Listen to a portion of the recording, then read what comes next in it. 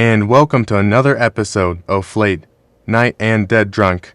I am your host, Dead Drunk. We are once again joined by the wine Dr. Jessa. Thank you for being here with us. I really appreciate it. I enjoyed our first episode together. Oh, absolutely. We are thrilled for your thoughts on today's topic. We previously mentioned doing a show about wine and movies, and in your book, The Wine Doctor, you have a chapter dedicated to the movie Sideways. Will you touch on that for us? For sure. See, Dead Drunk, in 2004, Fox Searchlight Pictures came out with the movie Sideways, and it stars Paul Giamatti, Thomas Hayden Church, Virginia Madsen, and Sandra Oh. And it's a wonderful film about two men on their journey to celebrate. He's about to get married, so they decide to go to wine country. And I call it the Sideways effect because it truly changed how the wine industry, especially in California, has functioned even 20 years later here in 2024. When the movie came out, it was critically acclaimed. It was up for a number of Academy Awards, including Best Picture, I believe Best Director. It won for Screenplay, but even actor and Paul Giamatti, supporting actor, supporting actress. It was up for all kinds of Golden Globes and Academy Awards. It's a wonderful film. But how did the movie itself have such an impact on the wine industry? It did. It did have a tremendous impact. See, prior to 2004, Merlot was one of the predominant grapes in the United States of America, both in consumption and in production.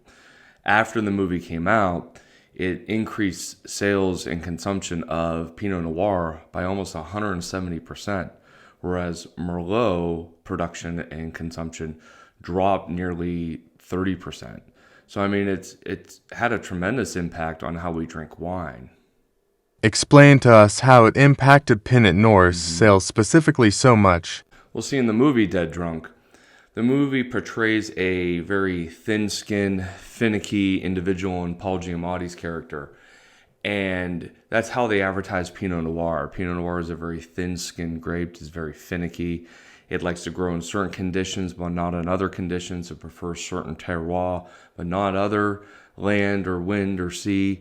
So sometimes it's very difficult to grow. And that's kind of what they portrayed in Paul Giamatti's character is, he needed nurtured, he needed loved, he was difficult to grow, he was through a rough patch, he excelled in this area, but maybe not in this area.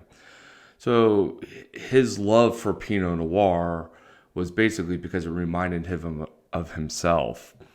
However, the way he talked about Merlot compared to Pinot Noir certainly gave this wine industry this idea that Pinot Noir was far superior to Merlot. And don't get me wrong, some people do prefer Pinot Noir over Merlot. I prefer a great glass of Merlot over any Pinot Noir any day of the week. But that's not the case for everybody, and that's okay. But the fact that it had such shifts in production and consumption in the wine industry is just fascinating to me. So that is all fascinating, but can you please explain why your chapter is called The Joke That Everyone Missed? The Joke That Everyone Missed. And this is probably my favorite part of the movie. And don't get me wrong, when I first watched the movie, I didn't pick it up. But when I was taking film classes 25 years ago, my teacher at the time instructed me to watch films multiple times and look for different things multiple times. So when I actually watched this a second or even a third time, I picked up on it.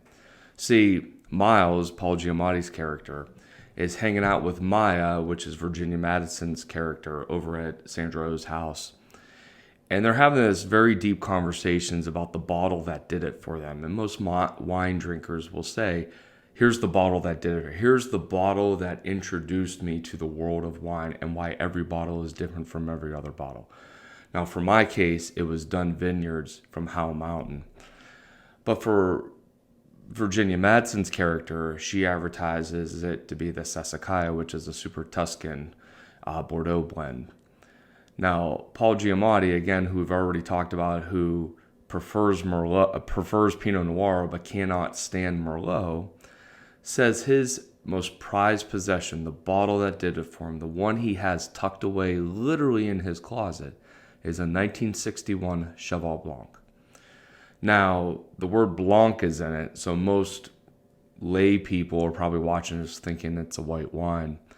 Most wine experts know Cheval Blanc is from the right bank of Bordeaux, right bank of the Gironde estuary in Bordeaux.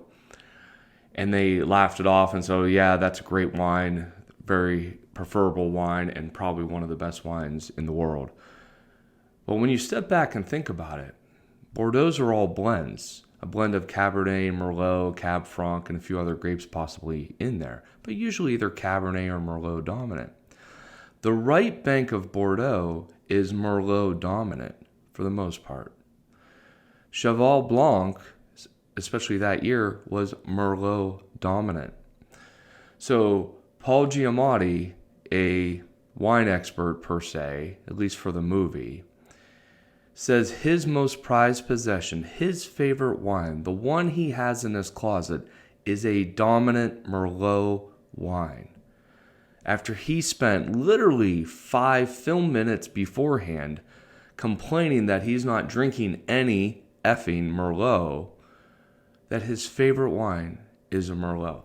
And I just found that fascinating. Just absolutely fascinating.